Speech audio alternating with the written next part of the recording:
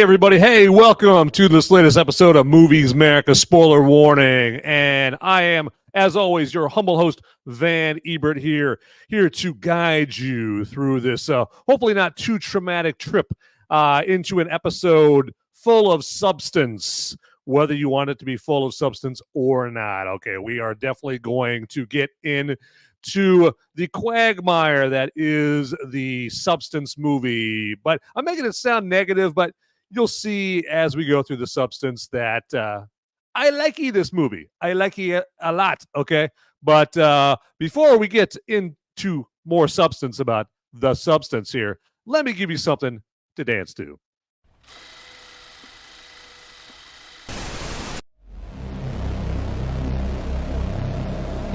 In a world where the number of movies available is great, but many are so bad, you'll learn a new definition of hate. One man sifts and reviews through the movie sludge. One man will be the movie cop, jury, and judge. He goes by many names, but you know him by Movies Merica.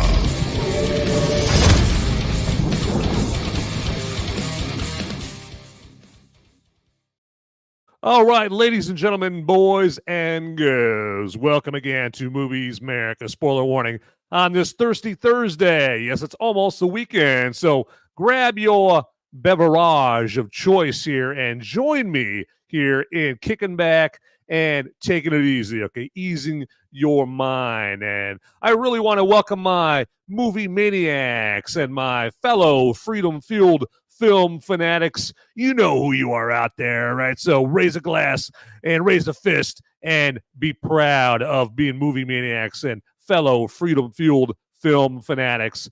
And speaking of which, you guys can get into the live chat here if you're checking me out on Rumble or YouTube, all right? So I want to hear from you. I want to hear from anybody that loves movies. It may not have even seen the substance, okay? But, it doesn't really matter. It's a great movie, and it's got Demi Moore in it, and she's in a bunch of great movies. So you could live chat with me about any Demi Moore movie out there. You got a hell of a list to choose from right there. So if you want to go G.I. Jane crazy, or tell me, how hot you thought she was and striptease or whatever, man, just go nuts. Let that pervy little mind work its magic and let it loose. Okay, so I should probably rein back that last comment right there. This is the internet, after all. So got to look out for that. And hey, I'm Sean Cav here in the live chat. I'm here.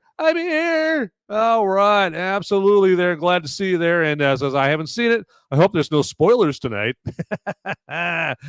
Well, I don't know what to say. I don't know if you've heard about this show there, Sean. There's a wee bit of spoilage in this right there. But, this is not part of a trilogy or anything like that. So, but yeah, this is a good movie that you should not want spoiled here, but it's definitely worth checking out. And I don't know, it sounds like you haven't seen it here, but a lot of people have. It's a very buzzworthy movie here. And we got Lindy Rig 87 up here in the live chat as well. Lindy Rig 87, yes. And they're getting their otter going on right here. So yeah, Harry Otter is in our live chat right here with his wand and hanging out with Professor Snape and Hogwarts, and I'm sure Hagrid's in there. You're a wizard, Harry. Yeah.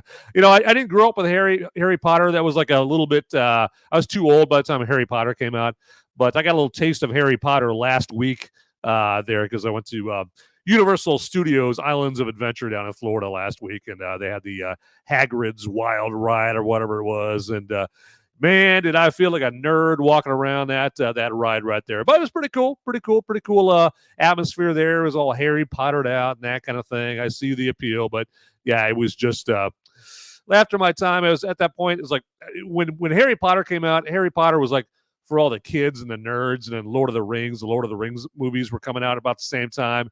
And Lord of the Rings was like, all right, if you're more of an adult, you're not in your child years, you watch Lord of the Rings. If you're still a kid, you watch Harry Potter, So that's kind of how the dichotomy of that was back in the early 2000s and that kind of thing. So, but all right. So, yeah. So, all that to say, get in the live chat there as we talk about the substance. And let's get into some substance about the substance. All right. So, the substance, again, starring Demi Moore, Margaret Qualley, and a disgusting Dennis Quaid in this.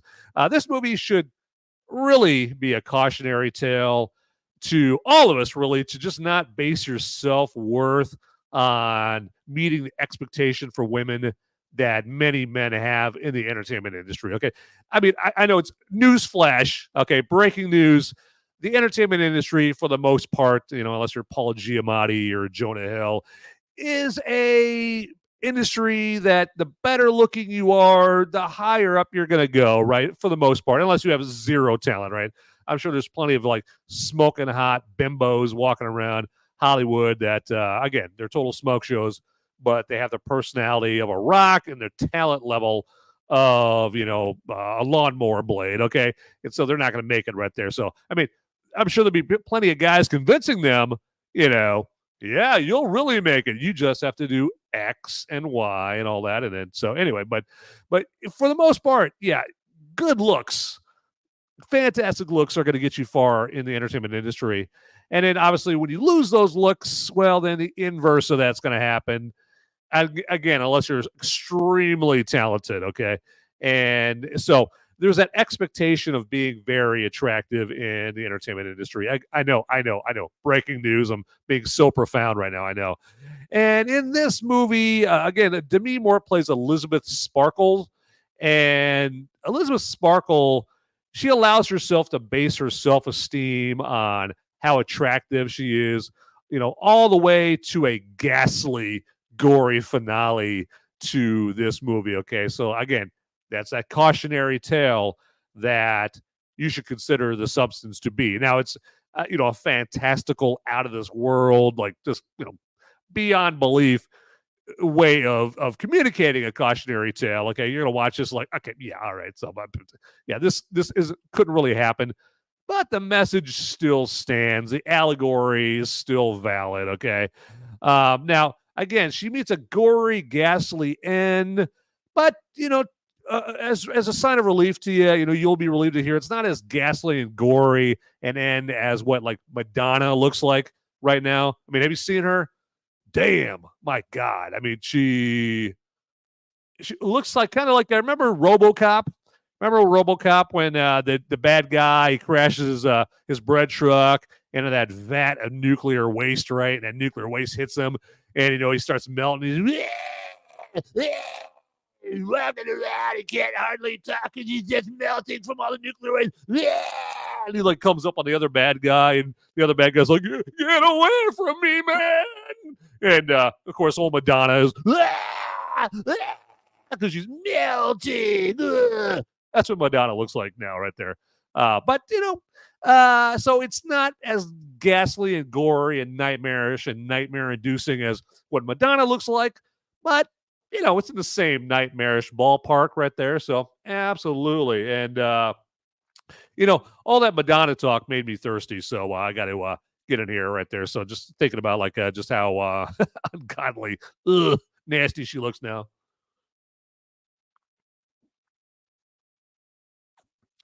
And hey, if you guys are drinking, hey, grab your drink. Let me know what you guys are hydrating on right now, what you guys are imbibing right now, because again, it's Thirsty Thursday. It's almost the weekend. All right. So if you're a Monday through Friday, 8 to whenever kind of guy like me, pretty soon you'll be able to, punch that time card, hear that steam whistle, and get the weekend underway. Okay. If you're a big college football or NFL fan, definitely you're going to have plenty to watch this weekend. But for right now, it's Movies Merica spoiler warning time.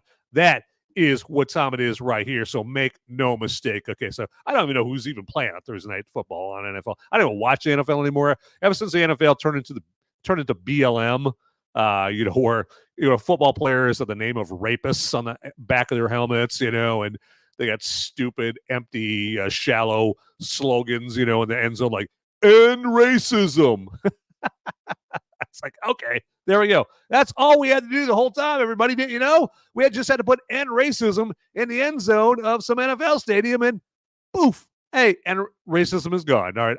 Personally, I thought getting rid of Uncle Ben off the Uncle Ben rice box, or getting rid of Aunt Jemima, I thought that was going to get rid of racism, but no. We had to go a little further, and we had to put end racism on all the end zones there at all the NFL stadiums, and that for sure is going to take care of that right there. So, newsflash: you're never going to get rid of racism. Okay, unfortunately, you're not, until someone can invent a worldwide reaching mind control device and eradicate any racist thoughts out of any white person, black person, Hispanic person, Asian person's brain. Racism is always going to be around. Okay, but that has been Racism Tonight with your host, Vandy Bird. All right.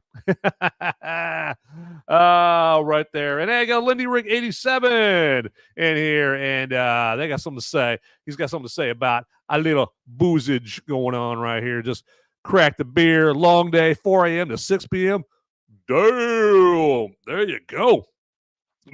You're real salt of the earth, down to the grind, American, working hard and paying those bills. Oh yeah, working hard to pay them bills. Everybody wants a thrill. All right, that sounds like a good song. I should write there. Maybe I could create a band and call it Journey or something like that. Yeah, there we go. And I'm shocked. Yeah, college football is huge this year in comparison to the NFL. There, absolutely. So, it's college football hasn't permeated as much with the woke mind virus and the BLM bullshit anymore, right there. So college football is college football is at least you can pretend where it's still pure. But anyway, and then not drinking yet. We got a new bottle of tequila to open for tonight. Ay. All right, I like that. Yes, open a bottle of tequila after the kids get into bed. Yes, all right, tequila. I love it. Who was that comedian? They was talking about drinking all the different types of booze and what the different types of booze do when they get into your stomach. And then tequila shows up, and tequila kicks open the party doors. Hey, I'm tequila. I'm here to ruin the party, or something like that. You want to say like Dennis Leary, or maybe who was it? Who's the other guy? Gabriel Iglesias. Maybe he's one of those guys that talked about that. So it's a great comedian there talking about hey, you go off drinking. You start off with some beer. Beer is innocent enough, and then maybe you go and you get yourself some vodka, and vodka does what it does to you. And then you have some bourbon, it has an effect on you. And all of a sudden, tequila shows up. And it totally fucks you up. Hey, Agent X6, hey, welcome to the party. Right there you go, Jim Brewer. I knew my man, I'm Sean Cav, would be on top of that right there. Absolutely, Jim Brewer. Hey, I'm Joe Pesci. Jim Brewer, like one of the more underappreciated performers on Saturday Night Live. I just love that, right? His Joe Pesci was down. Hey, I'm Joe Pesci. Welcome to the Joe Pesci Show. Yes. Okay, so I know at this point, you guys, I'm sure, begging me to get back to the substance and ditch my terrible impressions here. But so again, Elisabeth Sparkle is the name of the main character, played by Demi Moore in the movie. And Elizabeth's first red flag that this substance, the title, the reason for the title of the movie, this substance, this is some shit not to mess with. Okay, so the first red flag is the ad that she gets on that flash drive. Because remember, she gets into a car accident not long into the movie. She's there in the examination room, and this young nurse or young doctor just starts examining her, checking out her spine and that kind of thing. He's like, oh, you'd be perfect for this substance here. And then I think he shows her the flash drive or something like that, and said, yeah, you should check out the substance right there. It changed my life. And then she leaves the hospital, leaves the doctor's office, whatever, reaches into her pocket, and there's the flash drive. It says the substance on it with a phone number or something. And then so she puts that, she fires up that flash drive, And then she gets some guy who sounds like a douchey DJ past his prime, working at a low rent strip club doing the ad voiceover, like how would you like a younger, more beautiful, better you? What if I told you that you could live your dream of reliving your youth?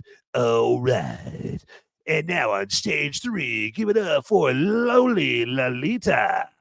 So, and then you get the pickup spot for the kit that whoever gives, whoever creates the substance. All at this point, all we know is it's not Pfizer, it's not Moderna, it's some black market drug company, or maybe it is Pfizer and just it's a subsidiary of them. Who knows? All right, but the pickup spot that Elisabeth goes to grab the substance kit. All right, so because apparently Amazon's not delivering this shit, right? But the pickup spot for this kit, it's in the middle of, it looks like it's in the middle of Scumville, Detroit, but I repeat myself. And like, I'm just sitting here thinking like, they can't deliver the kit to like random drop-off points that aren't in the middle of some shithole, some like factory warehouse kind of district, in the middle of Detroit. They can't drop it off, at some tree and in some park or something like that, just like randomly change the drop-off points. I mean, what if this black market substance creates a pissed off customer? I mean, now they know where there's a constant pickup spot, where it's at, and then the authorities can just stake it out until someone comes to inevitably restock the lockers that has all the substance kits in there, right? And then the jig is up. And then the jig is up. Then, substance.com is kaput, right? They're getting hauled off to jail, all that stuff. So, yeah.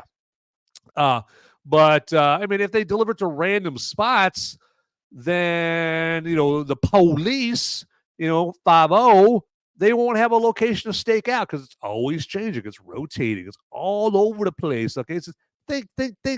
Come on, man. So if I ever start up my own substance company, I got it all mapped out. I got it all planned out. So good luck catching me, Johnny Law. All right. So, but yeah, you won't have a location to stake out again. I mean, just to repeat that point.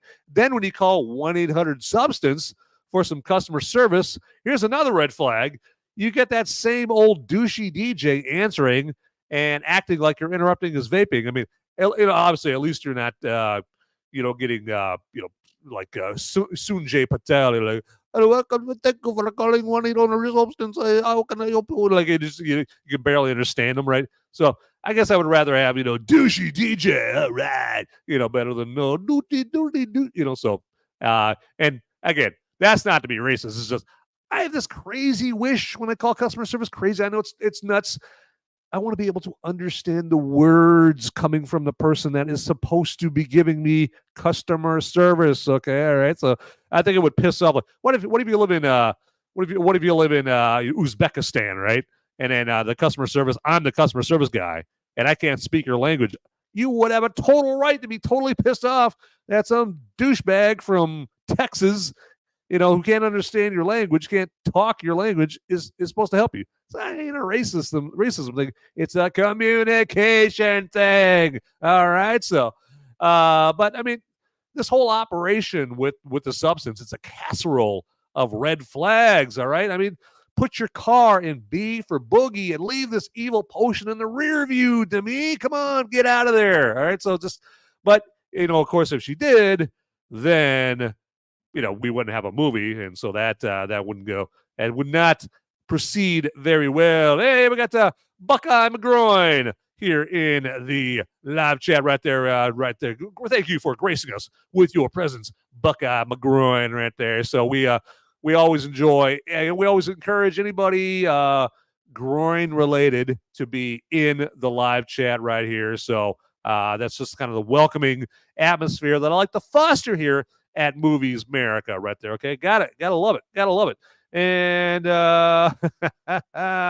yeah, we got the gang showing up right there. Got to do it there. And we got Van Showbobs Show Bobs. So I'll get the Bobs from Office Space to show up here. Maybe they can show up and they can ask us all, like, what exactly is it that we all do here? Okay, so and then they could talk about how they fix the glitch, and Milton will no longer be getting a paycheck. I'll bring those Bobs in there. Hey, Bob.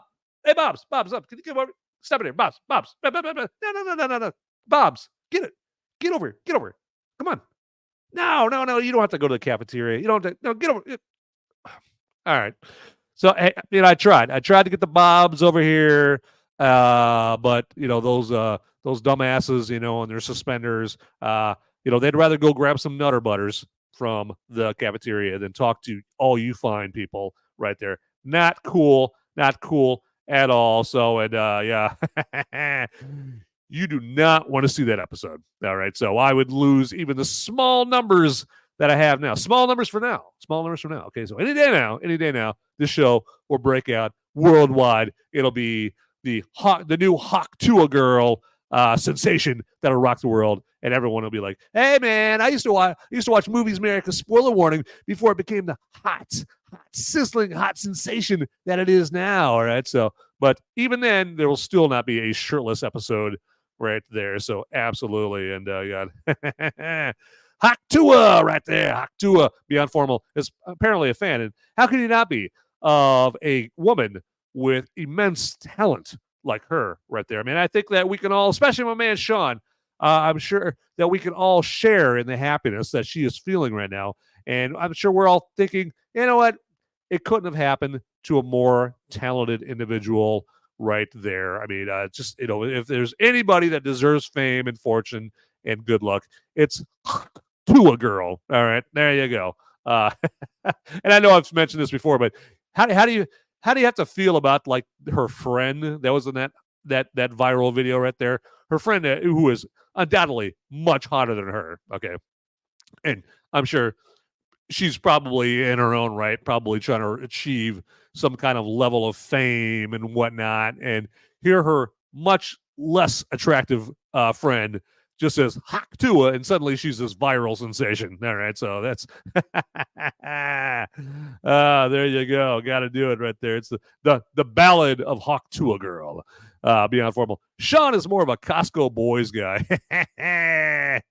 Yeah, well, you got to know what you like. Like Pete Buttigieg knows what he likes, right? He likes he likes a little.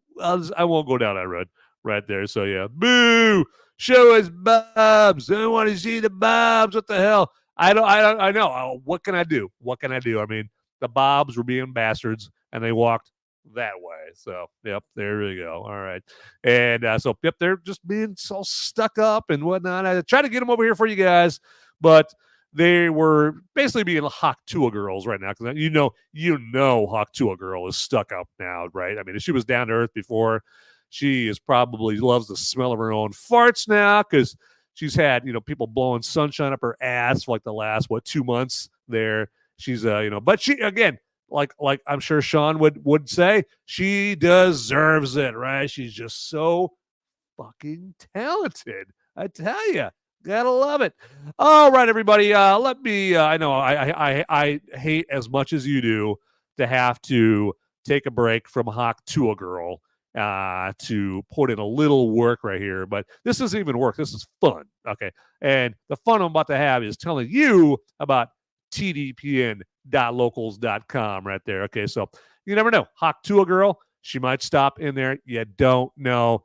Anything is possible in this crazy wide world we live in. Okay, but if Hawk Tua girl went to tdpn.locals.com, she would be smart enough to put in promo code TDPN as it says down below. Okay, and you're gonna get 1 month free membership. All right, so Hawk Tua girl is going to go down. She's going down for tdpn.locals.com, but she's going to have a little help because she's going down on tdpn.locals.com for free with promo code TDPN, okay? And then after that, it's just a measly $3 a month there, okay? At $3. So probably about the same amount that Hawk Tua girl would charge for a blowy, before. she became famous right there. I'm just guessing. I don't know. Well, with inflation, probably 450 maybe. But it's time of Kamala inflation right there. So times are tough. She's got to raise the rates. All right. So, but then, you're going to get all kinds of great content on tdpn.locals.com, like videos and blogs and articles about movies and entertainment, politics, hot button topics of the day. Probably hear some stuff about, buying baby oil in bulk from Costco in there, that kind of thing. So you never know what you're going to hear about in there. Okay. So, but how you going to know unless you show up there? So go to tdpn.locals.com, everybody. Yes, everybody. There you go. Check it out. And so we are going to move on with a little bit more the substance here. And I like the activity in the live chat right there. Okay, so they are just going nuts. I mean, you got the Buckeye McGroin, Agent X6, Beyond Formal, got the Lindy Rig 87, got Sleepy and Dopey and Bashful and the Lost Boys and Peter Pan and all these guys. I think I'm making up some of those names right there. But hey, you know what? Hey, what are you gonna do? So, but just some things I thought that really worked for the substance is, for starters, beginning with Elisabeth getting her star on the Hollywood Walk of Fame during the prime of her career decades ago, and then ending with her laying on top of the dilapidated same Hollywood star at the end, as just her face is in the middle of some gross fleshy goo. Okay, so if you're still watching and you haven't seen the movie, that last phrase, that last sentence I just read off makes absolutely no sense. But that's all the more reason for you to go see the substance right there, because you'll know exactly what I'm talking about, and you'll think it is cool as hell. Or you'll be like a few of the watchers of this movie, like at the Cannes Film Festival, because it premiered at Cannes Film Festival a couple months ago. And this movie is so gory and so nasty and bloody and shocking in some parts of it that they actually had some people walk out of the movie at the Cannes Film Festival. But also at the same time, reports say that it's the movie that got the longest standing ovation afterwards. Okay, so it's got people walking out, but it's also got people giving it the longest standing ovation of this particular year at the Cannes Film Festival. So I mean, it's that's the thing about this movie. You're either gonna love it or you're gonna hate it. Okay, I don't think there's a whole lot of in between with this movie. Okay, I personally love this movie. I love it. It's fantastic. It's in my top 5 movies of this year, with the likes of like Dune Part 2 and Late Night with the Devil and Long Legs. Okay, so great movies like that. So it's in my top 5 for this year. Okay, so but I mean, and the fact that it starts out at the very beginning of the movie, with it's because it's got like this bird's eye view of her Hollywood Walk of Fame star getting created. They're building it on the Hollywood Walk of Fame,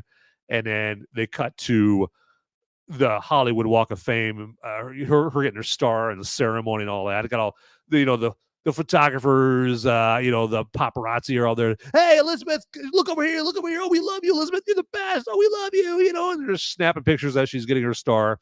And then they cut from that, and they fast forward through years and decades, and slowly but surely, her Hollywood Walk of Fame star is getting cracked up. It's getting damaged and in disrepair and all that from all the decades of people walking all over it and shitting on it. If you know LA nowadays, right? So thanks hair gel Hitler.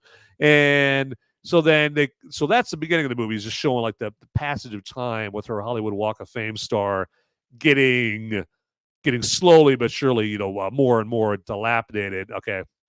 And then at the very end of the movie, when Elisabeth is basically just her face is in the middle of this fleshy, bloody goo, and it's dragging itself, it's scooting itself across the street to the star, and you just see like Demi Moore's face in the middle of it and whatnot, and it it effectively illustrates just how far down the drain that she's allowed herself to go down because of her insecurities. Okay, because she's just allowed herself to just base her self-worth on her on how men treat her because of her looks right there. And then a street sweeper literally sweeps up what's left of Elisabeth to literally throw it down a drain. Okay, so the allegory is very literal in this movie, and I like how this movie, how it's similar to what Paul Verhoeven did in RoboCop and Starship Troopers, where he sends a message, but it's packaged in this hyper violent, hyper entertaining package, right? Okay, like in RoboCop, it talks about the corporations and how corporations can be corrupt, and and how how too militarized some police forces can be and that kind of thing. And keep in mind, Paul Verhoeven is from Europe, so he's one of those snooty Europeans that think Americans have too many guns and that kind of thing. So that's where he's coming from with that messaging in RoboCop, okay? And in Starship Troopers, it's kind of a knock on colonization and militarization and that kind of thing, and thinking like one species is superior to another, that kind of thing, that kind of messaging, okay? But it's all in this very hyper, bloody, gory, violent, but very viscerally entertaining package, right? Because who doesn't love RoboCop and Starship Troopers, right? Those movies fucking rock. They fucking kick ass, okay? And you may just be getting a lesson that you may or may not take in and agree with, but while you're someone who is taking a disco strobe light and shining it right into all your senses, because that's what RoboCop and Starship Troopers is. It's like all your senses. It's Paul Verhoeven just taking a disco strobe light and just sticking it right in your eyes. Like, okay, because it's so entertaining. It's so stimulating to all your senses right there. I mean, it's just very entertaining. And then Stanley Kubrick's Full Metal Jacket is another good example of this, just with Private Gomer Pyle and jelly donuts, right? That's how that works right there. So all right, gotta love it right there. And hey, Agent X6 is doing the banana dance up on here. There you go. I love it right there. And there we go. Yeah, Titty Peen Gal. Welcome, Titty Peen Gal, to the live chat right there. So I think I snubbed you earlier, not intentionally. But said, where else would we be? We tards stick together. Yes. There you go. Welcome to the Tard Yard here at Movies Merica. Spoiler warning. Tard Yard. Tards unites. All right. So I wonder what that long line of short buses was doing over there right there. Very nice. Very nice. And then, of course, I think Agent X6, that's what that was all about, Agent 6. Earlier when you came up with it, have you seen my baseball? Have you seen my baseball? Love you, Agent X6. Love you. I kid because I care. There you go. Hey, and while I'm insulting everybody watching the show here, hey, make sure to give the episode a like. All right. And also tell your friends to like the welcome to like the show right there. So if I could get that out. Blah, blah, blah, blah, blah. Loosen the vocal cords then. Okay, there we go. All right. So I don't know if you guys ever done voiceovers and whatnot, but you gotta, one of the things they tell you to do, like to loosen up your throatage, your jaws, your get your jaws and your vocal cords all warmed up, is do the whole ugly yawn process, an ugly yawn technique, where you just pretend you do this ugly yawn, the ugliest yawn you can think of, when you wake up in the morning, and that like loosens up the vocal cords. And apparently I have not done that today. And yes, beyond formal, welcome to the Tard Yard. Tard Yard, there you go. Have you seen my snack pack? I got to go to the Tard Yard. I know, I'm Mr. Sensitivity over here. I'm so sensitive. Oh, there, I just love it. I love it. So just me. I think about the feelings and self-esteem of others all the time. Okay, it's just nothing is taken by me and used for cruelty whatsoever. Not at all. And then also, hey, hit that subscribe or follow button down there if you would, if you haven't already. If you have already, don't click it again, because then you'll unsubscribe or unfollow. Okay. And then hit the notification bell down there as well. So whenever there's a brand new episode of Movies Merica, you'll hear ding, ding, ding, ding, ding, okay? Or some big muscly dude with no neck will knock at her door, go, boom, boom, boom, boom, boom. Hey, motherfucker, Movies Merica, new episode. Watch it, bitch. Okay, so it might do that. I don't know. It's either, it might have changed from a notification bell to Marcellus Wallace from Pulp Fiction coming over to your house and boom, boom, boom, boom, boom. Watch your episode, man. Okay, so gotta love it. All right, and then also, hey, if you're watching this show later on, if you're not watching it live, get in the comments down below. Okay, get in the comments down there, and if you've seen The Substance, let me know what you thought. Maybe let me know what your favorite Demi Moore movie is. Okay, I'm going to be going over my top 5 Demi Moore movies later on in the show. Okay, so you'll have a chance to tell me, hey, I'm smoking crack with my top 5 list. Okay, but just the whole point of that is get in the comments because I'm getting lonely. I'm lonely. Okay, kind of like Hawk Tua's girlfriend. Okay, she's lonely. She didn't get the fame that her much less attractive friend got. She's very lonely, and I will be very lonely if you don't get in the comments, okay, and keep me company down there, okay? So, and you can get in the comments, tomorrow or 10 years from now when you're watching the episode, okay? So there you go, if we're all still around back then. So I don't know. We'll see what happens this November. All right, so let's talk more about The Substance. But hey, before I do, I'm going to give me a little drinky right here because I'm getting parched. So all right, hey, just down whatever you got. I don't know, Sean, if you're still with us, I don't know if you've opened up that tequila or not. I don't know if the kids are in bed yet, and that's probably still a little too early right there. But that's 7:37 your time, so you never know. So hey, if you open up the tequila, ay, ay, ay, ay, ay.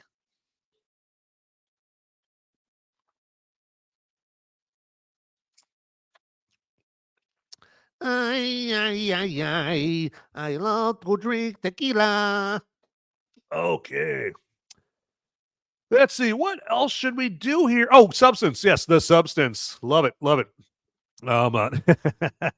Sean's here. There you go. Sean's here, maybe with tequila bottle in hand right there. So there you go. And HX6, everyone wants to be taunted. It's more fun that way. There you go. Dig it.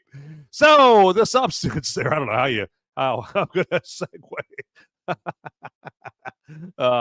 From that. So, but so at the very end, okay, we had the big ass creature, okay, like the creature that was created because Elizabeth is Demi Moore's character, right? The older character, she's in her 50s, okay. The whole premise of the movie is that she doesn't like how she looks and men aren't attracted to her like they were before. Me, I still think she's smoking hot. Demi Moore, she's 61 years old in real life, and she still does it. All right, so there you go. From a purely superficial, pervy, creepy standpoint, okay, there. So she's still very eye catching. Okay, but then we have Sue, who is the younger version of her. Okay, and she is played by Margaret Qualley. And Margaret Qualley, you might have seen her in Once Upon a Time in Hollywood. She was a hippie chick that kept flagging down Brad Pitt's character and, asked him if she wanted, if he wanted her to suck his cock, while she's driving, that kind of thing. And then she took Brad Pitt, to the hippie compound there. Okay. So that's Margaret Qualley a few years ago. I'm sure her mother really loved her with that line where she's asking Brad Pitt if he wanted his cock sucked while he's driving right there, because her mom is Andie MacDowell. Okay, you guys probably know Andie MacDowell best, I would imagine, as Bill Murray's love interest in Groundhog Day. Okay, and she was in way back in the day, like Grace Stoke, The Legend of Tarzan. And what else was she? She was in St. Elmo's Fire. She was in Four Weddings and a Funeral. Andie MacDowell. Come on, just you guys Google Andie MacDowell, you'll be like, oh, I know who that is. Yeah, there we go. And so that's Margaret Qualley's mother in real life. Okay, and so Margaret Qualley she's obviously attractive as well. Okay, but Demi Moore's Elisabeth Sparkle character is quite attractive right there. And so, but Sue after she kills Elisabeth, okay, so she kills her, and she's like, okay, I've got to do this New Year's Eve show, because remember, she got Elizabeth's old job at the network doing like the fitness show, right? The Jane Fonda workout show. And Dennis Quaid's Harvey character, the president of the company, likes Sue so much. He's got her, she's got him all horned out, right?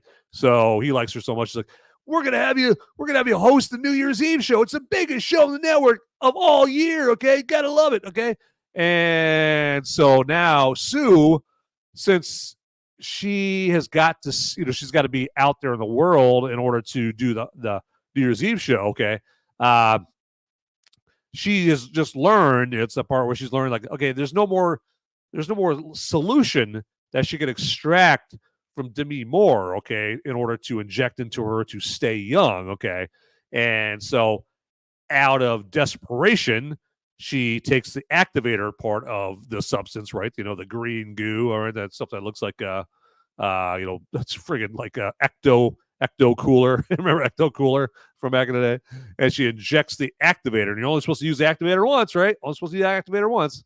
She injects that activator, and it turns her into like this big friggin' like nasty, gooey, like grotesque, ghastly, big ass monster, like just bald, and there's body parts here, like you get Demi Moore's faces on the back, and there's a tit right here on her kneecap, and there's an eyeball down by where the big toe should be, and it's just this nasty, disgusting thing that Jabba the Hutt wouldn't even give his number to, right? So it's, and so we've got that going on, and that whole creature is called Monstro Elissa, or Elissa Sue, basically, I think is what that is, because remember, they have that title card pop up right after this nasty creature is created. I think it's after, right? And the title card just says Monstro Elissa Sue. And so that Monstro Elissa Sue creature at the end, during the New Year's Eve show that Sue is supposed to be doing, is one of the movie sites I will never forget. Okay, and it's one of the scenes in a movie that reminds me of the movie Carrie. Remember the movie Carrie from back in the 70s? I think it was the very first movie, like a movie adaptation of a Stephen King movie or Stephen King book. So Carrie was Sissy Spacek and John Travolta, Nancy Allen. Okay, and at the end of the movie, they make Carrie the prom queen as a joke, right? And they pour the pig blood on her, and she basically uses her powers basically just to kill everybody and burn them alive at the prom and that kind of thing. Well, this whole sequence at the end of The Substance is very much like that, except it's Monstro Elissa Sue, this nasty, disgusting, massive creature there that is subbing in for, well, I guess not subbing in for Sue, because Sue is part of this creature, and so is Elisabeth, and coming up there to host the New Year's Eve show. And so you have the microphone up there on the stage, all the dancers there, like the Rockettes or whatever, like it's Vegas. And you get this creature coming up to the mic, and of course the whole crowd's like, "Oh my God, get away from us!" And the whole scene is like just the Dennis Quaid is in the audience with all his stockholders and that kind of thing, or the board members or whatever, I'm guessing. And he's all excited. Ooh, I bet this is going to be a great New Year's Eve show. Everybody, Sue, so smoking hot. You're going to love her. She's great. Okay. So he's thinking this New Year's Eve show is going to be great, right? And of course, what happens is the monster Elissa Sue, and it gets just so damn disgusting, and it's such a disturbing contrast to the absolute hotness we see throughout the whole movie from Margaret Qualley and Demi Moore. Okay, they're both like, it's just, I mean, from a pure just pervy, creepy, just a surface level standpoint, yeah, they're very easy on the eyes throughout the movie, right? But the creature, Monstro Elissa Sue, it's just a living representation of the internal ugliness of both characters. Okay, I mean, like on the outside, Elisabeth is very nice to everybody and that kind of thing, but she's got this internal self-hate, this ugliness about herself inside. But personally, I was able to recall the intricacies of the beginning of the movie all the way up to the Monster Alyssa Sue scene, right? Because the movie held my attention so well that I had the chronology of the movie like up in my still crawling around in my brain from, pardon me, when it starts out showing her Hollywood Walk of Fame star being created and all the way through her dealing with Dennis Quaid and all that stuff. Okay. And so, and then she's dealing with Dennis Quaid in the last 20 minutes of the movie. Okay. It just, it just made it even more stark at the end with that last 20 minutes of the movie that had some of the bloodiest, goriest, most disgusting images you'll ever see as part of an absolutely insane conclusion to this blood-soaked cautionary tale about self-worth. Okay, I mean, the makeup effects crew should get some sort of award, or at least like free eats at all Taco Bells nationwide for the rest of their lives. I mean, get these guys and gals, maybe, get them some flowers, man. Like they deserve their flowers because the creature makeup effects in this movie are just top notch, man. Okay, they're right up there with like the Thing and the Fly. Okay, I mean, think of like Fright Night. Remember Fright Night? Okay, with the vampire effects there. I mean, just fantastic, disgusting in a good way. Great creature makeup effects in The Substance right there. So gotta love that there. But cool, a lot of cool stuff in this movie. Yeah. So all right, so let's do this here. I'm getting really, really thirsty, and so that's always my hint. Okay, it's my hint that is about as subtle as a flying mallet. That is there to remind me to do a little brew review time. And I'm sure you guys are just chomping at the bit for a little brew review time right there. So far be it from me to keep the public, my adoring fans, waiting right there. So let's do this.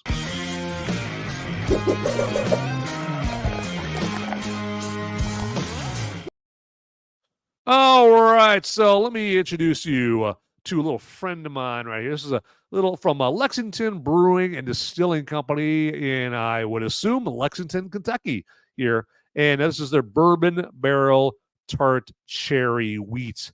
And say that 10 times real fast right there. Okay, so that is a mouthful, and so is this beer, but in a good way. Okay, it's not the best beer I've ever had, but it's a balance of sweet and tart and savory.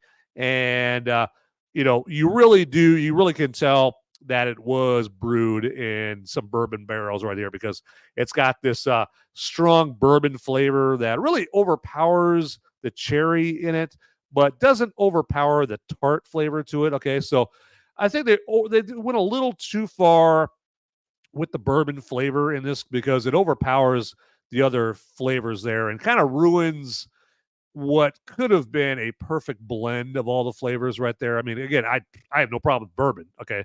But if you're going to have it as part of like a liquid casserole, right, of flavors and a beer, like don't have it take over the entire thing so much right there. Just give the rest of the band members, all right, a little bit of a due. Let's give the drummer a little drum solo and the bass guitar a little solo right there. Let's not have the lead singer, hog the entire presentation right there. And in this case, the lead singer is that bourbon, the strong bourbon flavor in this. Now, some people might like that, right? Some people might really just love to crush on some bourbon, and they'll drink this like, ooh, man, that's what makes it good, Van. I don't know what you're talking about. I don't know what you're talking about, man. But I mean, it's worth this beer is worth drinking. Okay, I mean, for at least the opportunity to discover some new flavors with, like the first few drinks of this that you take. Okay, because the first few drinks I took, I was like, well, it's got a little got a lot of bourbon in it. There's that cherry flavor. Okay, a little oak, some oak notes in there. Okay, and some. Oh yeah, because that's where the smoky flavor is coming from. So you kind of see where I'm going with that. You're gonna take drink off of this, and then you're gonna just discover a new playa in the symphony of flavor. right here. But I could really, with the concept of this beer, the way it tastes, okay, just the type of beer it is, where it's just not your boring old, Bud Light tranny fluid. It's got some good tones to it. Okay, I could see some people ditching the eggnog at Christmas and grabbing something like this because it is a very festive beer here. As I get my finger out of the way, and so it's worth it. It's 8% alcohol by volume. Okay, so it's got packs a little punch to it for a beer. But I'm gonna take a little tug off this bad boy if you don't mind.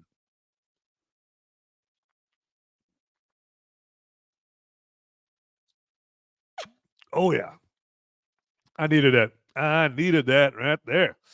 So yeah, I got to wet that whistle right there because this is hard work doing this job right here. But yeah, grab this beer. It's probably not gonna be able, probably not gonna be at your local grocery store unless you live at like you live in a major metropolitan area like I do, and you have something like Total Wine and More or Specs or some big ass booze store like that, like the Costco of booze. No, not baby oil. Don't get baby oil. I'm not recommending baby oil. I'm recommending this sweet brew that I just showed you right there. Okay.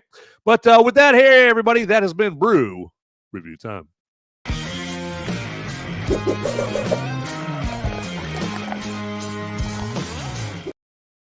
All right, let's check out that live chat right there. Let's check it out. All right there. And yeah, it's Rumble's where it's at. It's Rumble is I'm Sean Cab is tell you they're having a little dialogue down there about YouTube versus Rumble. And Rumble is I always like Rumble because it feels more like family. Okay, it's people that have less of their heads stuck up their ass and they're not so snooty and stuck up. And so kind of like I'm thinking of like Rumble or like thinking of YouTube as remember Titanic when Leo DiCaprio gets invited to dinner. He's up there at that fancy dinner, like with the 5 forks and the 3 knives, and Billy Zane's up there being a douche and throwing his cigarette lighter at Leo DiCaprio, and there's up there, capital young man, well, welcome up here with the fancy folk, right? Having a good time and having dinner with the fancy folks, right? Okay, that's YouTube, right? All right. And then remember when he's out there and he passes the paper to Rose, to Kate Winslet, and she goes down there and meets him, and Leo DiCaprio's like, hey, you want to go to a real party? And they go down in steerage, right? They go down with the common folk, and they're down there, they're drinking like, mugs of fucking beer, and they're dancing their ass off. It's a party, man. It's a good time. That's Rumble. That's the stark contrast between YouTube and Rumble. Right there. Yes, exactly. So, but all that to say is get on Rumble, not YouTube right there. So, right there. I love it. So what else to say about The Substance? I mean, if you're looking for a feel-good, heartwarming movie, The Substance ain't it. Okay, it is not it. But a lot of people are talking about this movie. I mean, it's one of the more buzzworthy movies that I've heard of because I get on film. Well, it used to be Film Twitter. I guess it's Film X now. And I talk to other, film reviewers. And Substance is the movie that they're all talking about. Now, Normie Norm probably doesn't know about The Substance. They're probably still checking out. They're probably still thinking about Deadpool and Wolverine and Transformers 1, and those movies are just fine in their own right. I haven't seen Transformers 1, so I can't say. But The Substance is a little bit more obscure, and so you got to kind of be a little bit of a film nerd to know it here for the most part. But it's a very buzzy movie, and it's I've every single I don't know if you guys ever see like Cody Leach. He's another film reviewer on YouTube. They're much bigger than me. He's been in the game a lot longer than I have there. But his review of The Substance is fantastic here. Okay. And just seeing everybody's reaction to it, where pretty much when they talk about The Substance, you can just picture the look inside their brain is something like, I mean, just like about what did I just watch? Wow, it's just fantastic. How The Substance provokes that reaction there, and I think that it's up there with Demi Moore's best movies I mean, she's pretty much, she hasn't really done much in the last, couple decades, really. I mean, she had kids, and I think she took off some time there. Plus, I think what happened to her is what happens to her character in this movie is, she kind of lost, she lost her youth, right? Okay, she lost a little bit of her looks there, and Hollywood noticed that, and so she was like, persona non grata when it came to casting agents and casting her and stuff. And let's face it, she's not the greatest actress. I mean, she doesn't suck, but no one when you think of when you're making a list of the great actresses in Hollywood history, okay, or even contemporary modern history, Demi Moore does not even make the top 20. Okay, so here, but she's been in some big hits, but mostly as just kind of a side character in movies, that kind of thing. A Few Good Men's a good example of that. She is by no means the star of A Few Good Men. That would be Tommy Cruise in that movie. So, all right, let's do this here real quick, and because I want to do a favor for you, and that is to tell you about Flip City Magazine. Yeah, Flip City Magazine, and and it's a great magazine. If you want to laugh, okay, if you want to laugh, and who doesn't like to laugh? I mean, unless you're a psycho, all right, you like to laugh, right? And so Flip City Magazine is going to take the place, or is taking the place, of Mad Magazine and Cracked Magazine, okay? But don't take it from me. Let's hear it straight from them.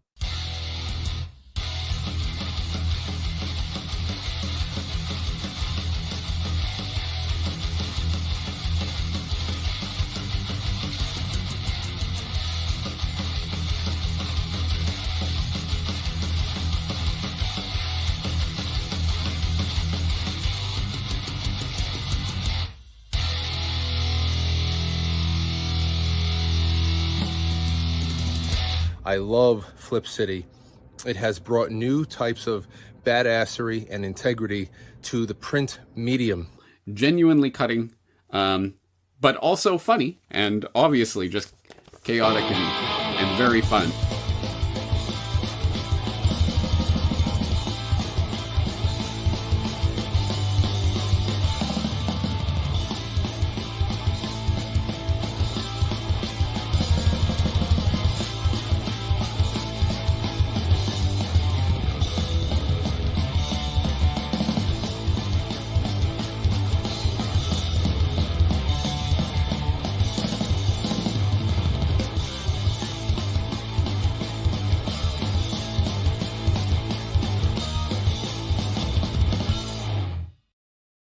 Yo, yeah. So that is Flip City Magazine. That should have you just gigged and rocked and ready to roll. All right, lock, cocked, and ready to rock.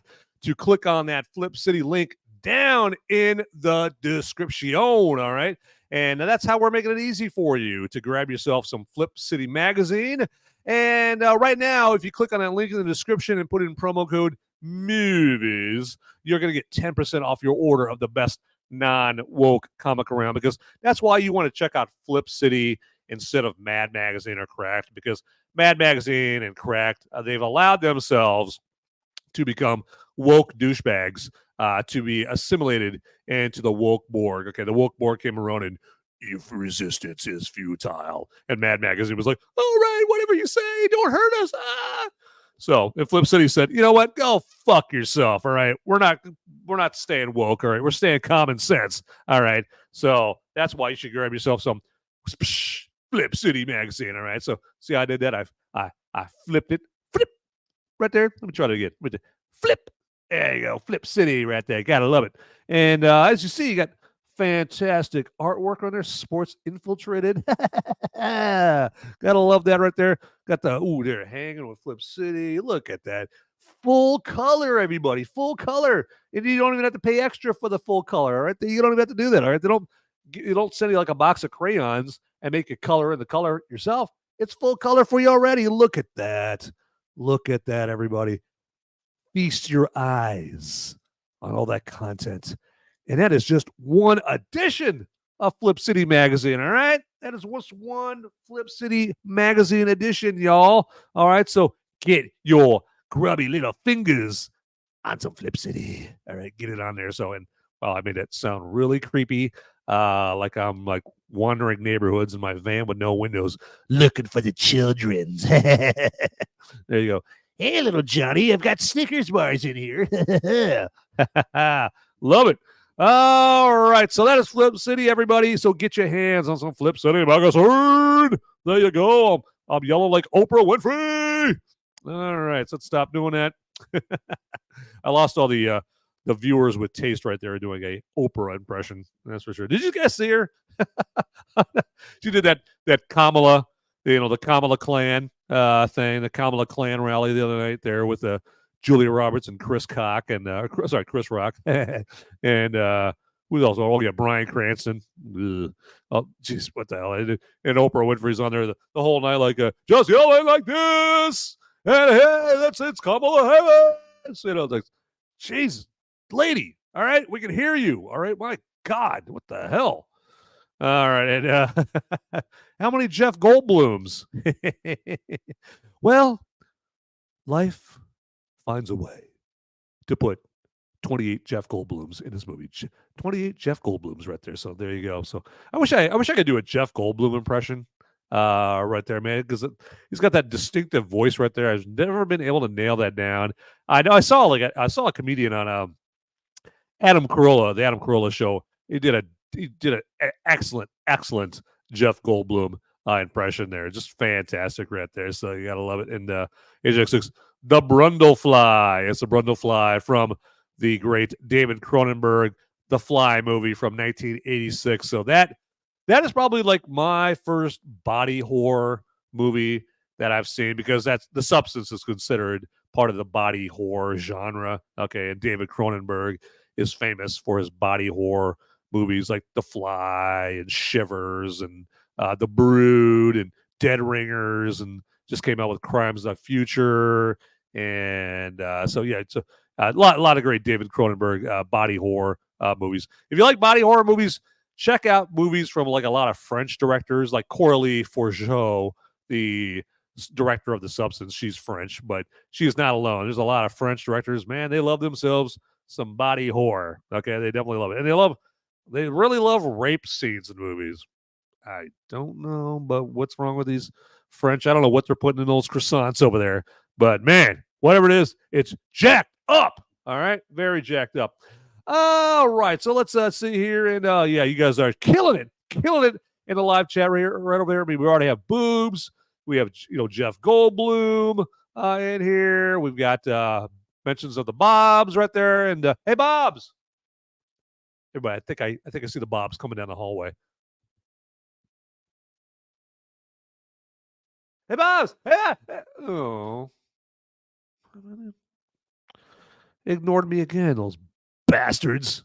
Yeah. What did you say to me? Suck it where? Oh. Just get your ass to tchotchkes. Get it. The hell. You take those extreme fajitas and shove them up your ass. There you go. Bobs. God. Agent X6, you are not wrong. You are not wrong. The French are nuts. Ho, ho, ho. Hee, hee, ho, ho, ho. I gotta love it. There, yeah, you're right, man. The Bobs don't want to show themselves today. They're just going to go over to Tchotchkes and show how much flair they have over there. So there you go. Gotta love it. All right. So let's do this here. I want to, because it's my show and I'm going to do what I want to get into my favorite segment of every Movies Merica spoiler warning show. Okay. And that, of course, is the movie military moment. Okay. And that is where I like to pay tribute to a Congressional Medal of Honor recipient. Okay. Someone that either paid the ultimate sacrifice or paid a great sacrifice of some sort to become the recipient of a Congressional Medal of Honor right there. Okay, so, and before I get too far into that, you know what? Every movie military moment recipient deserves a first-class intro. So, here we go.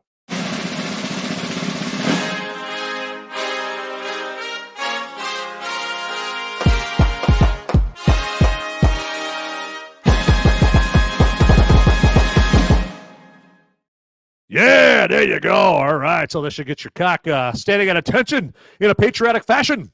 All right there, because the movie Military Moment is here, as Oprah would say.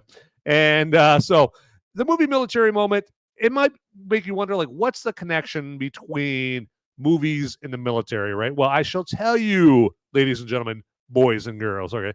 So as you would imagine, in order to be a recipient of the Congressional Medal of Honor, you have got to do something that just blows your mind if you see it with your eyeballs.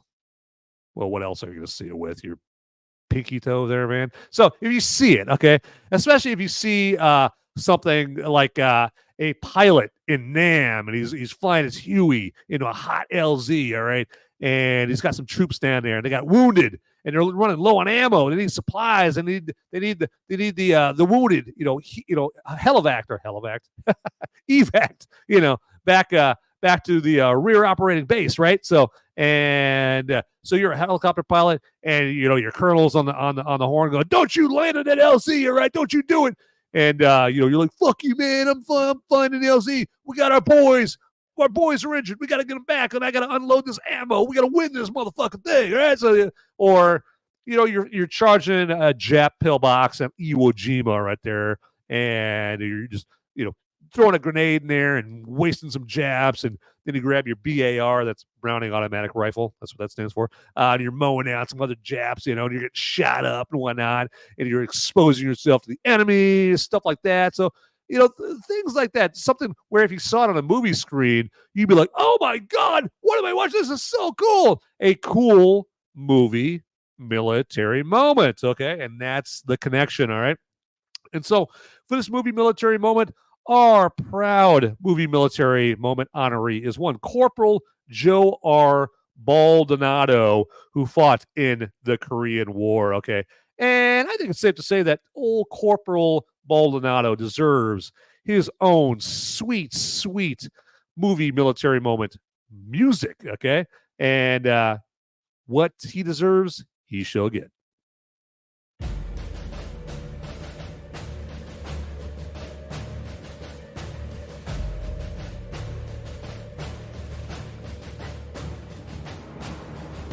This is the movie Military Moment.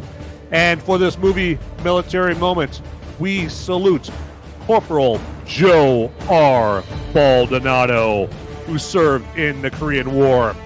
And let's learn more about Corporal Baldonado, shall we? Corporal Joe R. Baldonado distinguished himself by acts of gallantry and intrepidity above and beyond the call of duty while serving as an acting machine gunner in 3rd Squad, 2nd Platoon, Company B, 187th Airborne Infantry Regiment during combat operations against an armed enemy in Haengdong, Korea on November 25th, 1950. On that morning, the enemy launched a strong attack in an effort to seize the hill occupied by Corporal Baldonado and his company. The platoon had expended most of its ammunition in repelling the enemy attack, and the platoon leader decided to commit his 3rd Squad with its supply of ammunition in the defensive action. Since there was no time to dig in because of the proximity of the enemy, who had advanced to within 25 yards of the platoon position, Corporal Baldonado placed his weapon in an exposed position and delivered a withering stream of fire on the advancing enemy, causing them to fall back in disorder. The enemy then concentrated all their fire on Corporal Baldonado's gun and attempted to knock it out by rushing the position in small groups and hurling hand grenades. Several times, grenades exploded extremely close to Corporal Baldonado, but failed to interrupt his continuous firing. The hostile troops made repeated attempts to storm his position and were driven back each time with appalling casualties. The enemy finally withdrew after making a final assault on Corporal Baldonado's position, during which a grenade landed near his gun, killing him instantly. Corporal Baldonado's extraordinary heroism and selflessness at the cost of his own life, above and beyond the call of duty, are in keeping with the high traditions of military service and reflect great credit upon himself, his unit, and the United States Army. And we salute you, Corporal Joe R. Baldonado, for being a straight-up man and having balls of solid rock for your country. And this has been the movie Military Moment. All right. Love it. Love it. Love it. And with that right there, gotta love that every single time. And you know what? Corporal Joe R. Baldonado deserves another send out for the badass outro.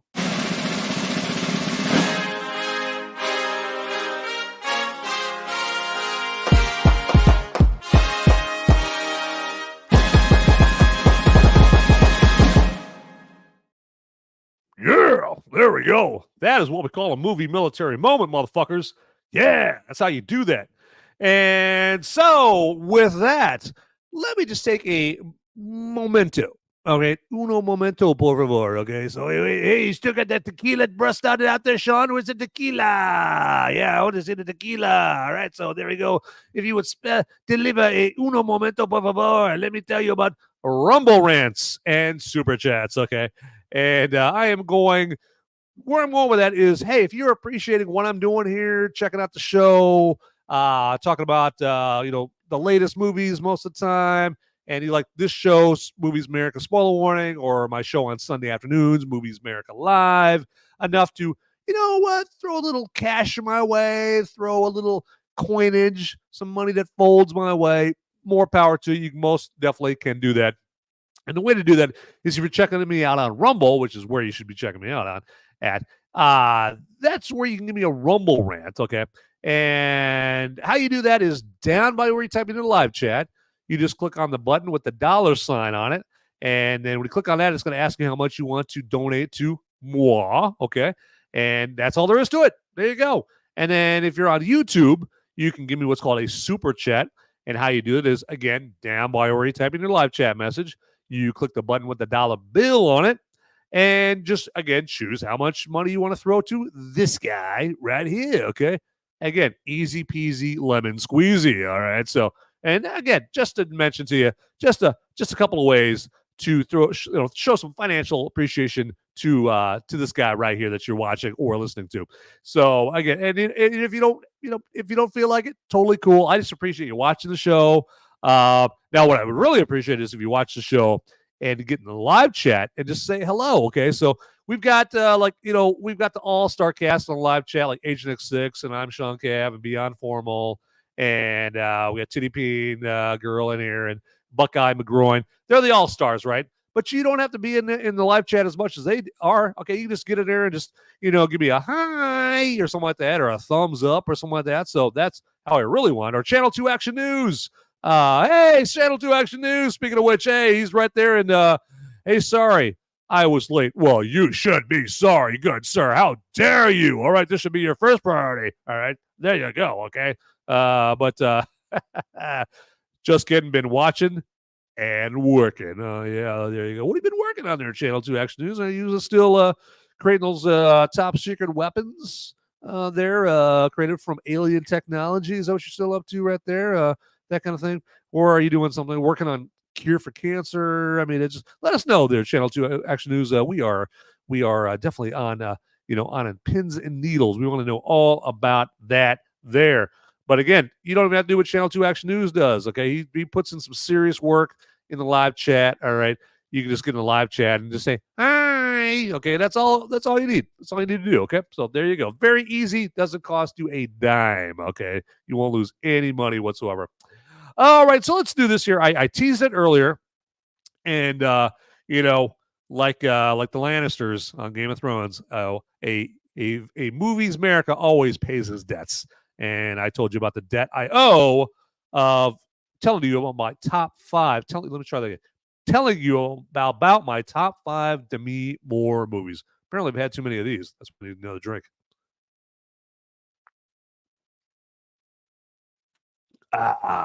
There we go.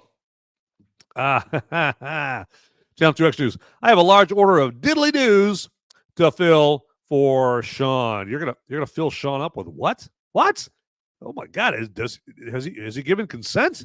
My God! There you go. He's married. My God! What kind of day and age are we living in? Oh, okay. You're not. putting them in Sean. You're making them for him. Okay, gotcha. There you go. I'm a little slow on the uptake tonight right there. So, all right, there you go. So with that, hey, let's transition from that somehow to my top 5 Demi Moore movies. Yeah, no, not Dummy Moore. Okay, Demi Moore. There we go. Let's try that again. Top 5 Demi movies right there. And let me do that. Let's try to give it some fanfare. Let's throw some applause in there. There we go. Doesn't that get you all psyched up for that right there? Aren't you excited? She's gone from suck to blow. That's not necessary. Come on. There you go. That's not the attitude to go into the top 5 Demi Moore movies with right there. But here we go. Regardless, we're going in there. All right. So while Channel 2 Action News works on his filling Sean with his diddly do. So number 5, going from number 5 down to number 1, and that is A Few Good Men. Okay. So I think I put this at number 5 as opposed to like number 4, 3, 2, or 1, because she's like a side character in this, right? She's not a star in this. I mean, this is Tom Cruise and Jack Nicholson's movie. I mean, I think she had third billing in this, okay, but it's not Demi Moore, A Few Good Men, and then everybody else underneath the title, right? So, but she was all right in this movie. It's her chance to be kind of in what I would call a high profile movie, because A Few Good Men is a very, very well known movie. Good luck, swinging a dead cat around and finding somebody that has never seen A Few Good Men. Okay, just one of those American, like piece of Americana, right? You've eaten apple pie, you've driven a car, and you've watched A Few Good Men, right? And you've watched some baseball. I mean, very American things, right? And so A Few Good Men is a very high profile, very popular, very famous, very highly watched movie. And so it's a big opportunity for her back in 1992 when this movie came out. And so, I mean, she did add some. I mean, she made for kind of a good punching bag for Tom Cruise playing Daniel Caffey in this, and where Daniel Caffey, Tom Cruise's character, comes back to his place, and Demi Moore is there, and what's his face is there, Lieutenant Weinberg, and they're just going over the case, and Caffey has just learned that Lieutenant Colonel Markinson has blown his brains out, and so he's lost his the big witness there. They're going to call up to the stand, and Demi Moore just gets the worst of it from Caffey, right? He just lights her up, like a AC-130 lighting up some Al Qaeda troops. So it just lights her up right there. But then of course, she's got the scene, at the end, or not at the end, but in the middle, where she strenuously objects, and it just embarrasses herself in the courtroom. But I'm trying to think of like a good scene with Demi Moore in this, where her character isn't made to look like a complete ass in this, okay? Because then again, she's got the other mistake where she fails to establish that was it Dawson and Downey? Like Dawson and Downey were even there at the briefing where supposedly Colonel Jessup gave the order for the code red or something like that. You're like, he wasn't even there. Okay, so I'm trying to think of if you guys have seen. Well, if you guys, I'm sure everybody in the live chat has seen A Few Good Men. But if you guys let me know, like a scene in A Few Good Men where Demi Moore's character, was it Joanne Galloway? Was that her name? I think so. Where her character actually does something admirable, something good in this movie right there. There probably is one pretty obvious that I'm just not thinking of right there. But I think I primarily put this movie in the list because she's in it, and this is just a kick-ass movie. It's really a showcase for Tom Cruise and Jack Nicholson. Okay. And then of course we saw like Noah Wiley in this, a couple of years before he was in the TV show ER, right? Okay, where he played Dr. Carter there. Cuba Gooding Jr. was in this, a few years before him and Tom Cruise started together, and Jerry Maguire in this. Who was the trying to think of the actor that played Lieutenant Colonel Markinson that died way too soon? Is that not Emmett Walsh? Is it Joan? His last name is Walsh. There, got JT Walsh. That's JD Walsh or something like that. So yeah, he played Lieutenant Colonel Markinson right there. So I know, I'm sure this is fascinating. You guys watching me trying to watching the hamster wheel go, spin around, trying to think of these actors' names for these movies. But this movie is mostly known for, did you order the code red? You're goddamn right I did. Just that scene and just the great.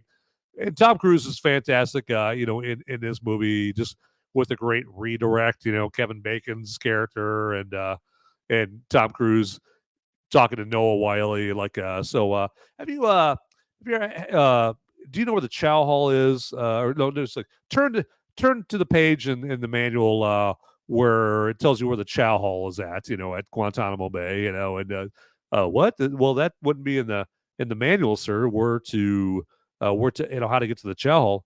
Are you telling me the whole time you've been at Guantanamo, you've never had a meal? Oh, no, sir. 3 squares a day. Just that whole redirect scene in A Few Good Men is fantastic. And I just like the dynamic between with Tom Cruise and Kevin Bacon's character in this movie as well. So fantastic movie. Pretty much not at all because of Demi Moore. And of course, that's why I have it in my top 5 Demi Moore list right here. Doesn't it make total sense, everybody? Yes. All right, maybe we'll have better luck with number 4 here. Let's see. G.I. Jane. Yeah, so this is a movie where she actually is the star of the show. Okay. And this is it's a halfway decent movie. It wasn't near as good as I was hoping it was going to be. Here's a Ridley Scott movie. Of course, Ridley Scott, Gladiator, Black Hawk Down, Blade Runner, Alien, the upcoming Gladiator 2. Okay, it was his G.I. Jane, his movie that came out in 1997.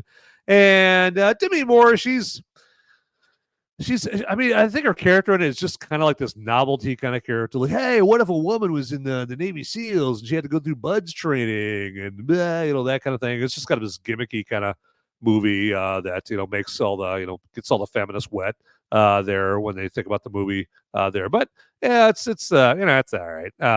I think some of the supporting characters are actually better, like Viggo Mortensen, who you see pictured here. Viggo Mortensen plays her BUD/S or one of her BUD/S instructors, and this is a few years before, of course, he was Aragorn in the Lord of the Rings movies, and way before he was in the Cronenberg movies, History of Violence and Eastern Promises and that kind of thing. I think he had just been in Carlito's Way with Al Pacino a few years before this and that kind of thing. So Viggo Mortensen is very young.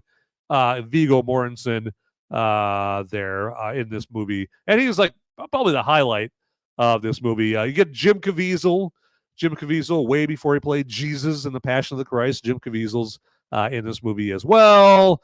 But it's got some, it's it's kind of funny. Just get on YouTube or Rumble and just look for veterans watch G.I. Jane, and it's hilarious how they watch the movie and they just pick apart all the shit that they get wrong as far as Navy SEAL BUD/S training and that kind of thing. And of course, part of me is laughing, but then a part of me is like, yeah, but come on, it's Hollywood, it's a movie, it's not a documentary. They're not going to get everything right because you know what? They're not trying to get everything right. They're trying to just show you cool ass shit, trying to show you cool ass images. They had the one scene where they're in the surf, right? And they got the guys, and they're someone's hovering. There's a Huey helicopter hovering above them. That would never fucking happen in Navy SEAL BUD/S training. That'd be completely against regulations. Okay, there, but a lot of stuff like ringing a bell, obviously that's part of BUD/S training and that kind of thing. So, and having to do all the strenuous shit and Hell Week and all that stuff. That's all part of BUD/S training, that kind of thing. So, which is kind of weird. speaking of Navy SEAL buds training, so it's done at Coronado in near San Diego in California. Okay, that's where buds training is at, and it's kind of funny. Like I've been a few times, a couple times where I've been at. There's this really swanky, classic, old school hotel on Coronado Island. Okay, obviously again near where the SEAL training is at. And the hotel's called Hotel del Coronado. It's like this old hotel, kind of like the Overlook Hotel in The Shining. Okay, but this hotel's been around since like late fucking 19th century. Okay, like Theodore Roosevelt stayed there and shit. Okay, and all these old presidents and that kind of thing. So it's a very cool hotel. And so, but it's like the lap of luxury, right? You're sitting there on the patio, the beer patio. There's a bar and there's cabanas, and the ocean surf is washing up on it. It's a really cool place to just sit on the patio, drink some beers, and just look out the Pacific and whatnot. And seagulls are flying by and that kind of thing. But then you think about it like, yeah, but just a little bit up that way is buds training, where a bunch of Navy SEALs are getting their ass kicked, or potential Navy SEALs are getting their ass kicked going through buds training.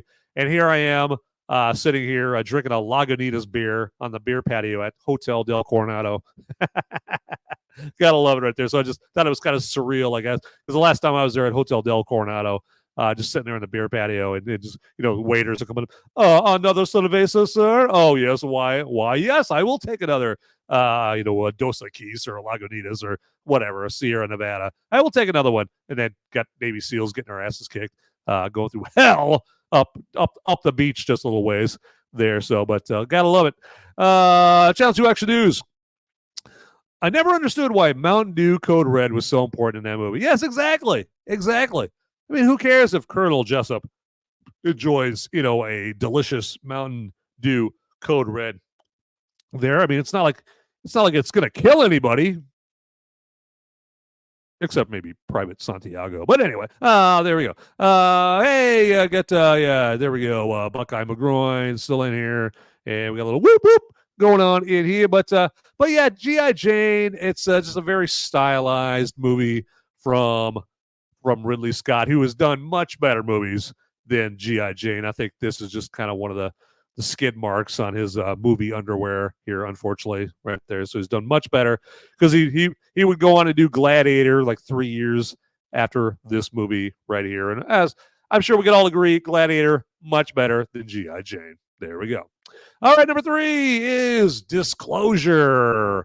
And this is a movie where Demi Moore gets a chance to be a real bitch, okay, where she plays Michael Douglas's ex-girlfriend, and she ends up working for the same company, or at least, like working at the same location there. And Michael Douglas at this point is married to somebody else, and Demi Moore is brought in, and she's like this very scheming bitch that is trying to get under his skin, trying to get him fired and that kind of thing. And I forget the exact intricacies of the plot here, but when I remember, they work for like a software company or something like that in Seattle or something like that. I remember watching this movie, and I thought that their offices were really, really cool. Okay, you can kind of tell from this picture right here. You got the brick over here and the glass inlet or inset into the brick and that kind of thing, and just kind of the building they worked in.